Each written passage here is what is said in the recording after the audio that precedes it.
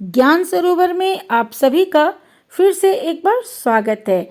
और आज की कहानी भी छोटी सी है लेकिन काफ़ी प्रेरणात्मक है। तो चलिए मैं कहानी शुरू करती हूँ। एक भक्त भगवान के दर्शनों के लिए व्याकुल था। अपनी इसी इच्छा को लेकर वह एक संत के पास पहुँचा। संत ने उसे सदना कसाई से मिलने के लिए कहा।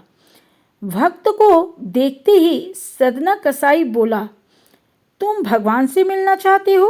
शाम तक प्रतीक्षा करो, साथ में घर चलेंगे, तब मार्ग बताऊंगा मैं।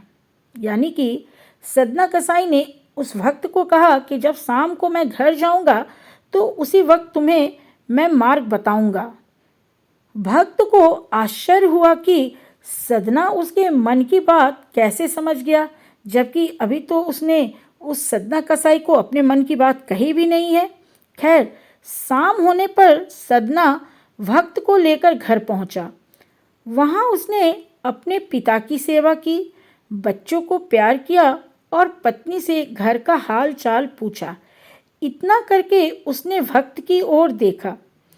इधर भक्त का मन प्रश्नों से घिरा हुआ था।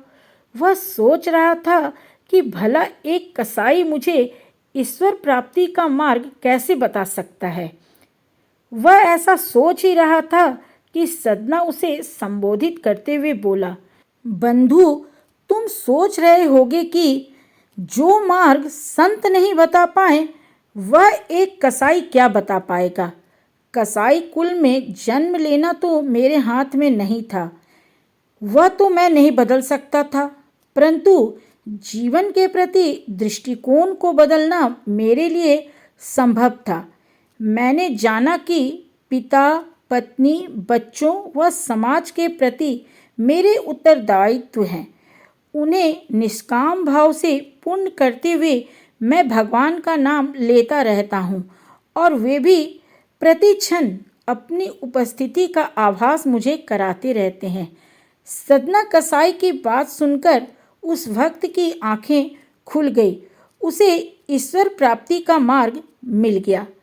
तो इस छोटी सी कहानी में बहुत बड़ी शिक्षा छुपी हुई है और ये शिक्षा ये है कि हम कोई भी कार्य करें, कार्य को अच्छे मन के साथ करें, अपने उस कार्य को पूरी निष्ठा के साथ, अपने शुद्ध भाव के साथ करें और ईश्वर का नाम लेते रहें और ईश्वर के बनाए इस संसार के प्रति अपना कर्तव्य भी निभाते रहें।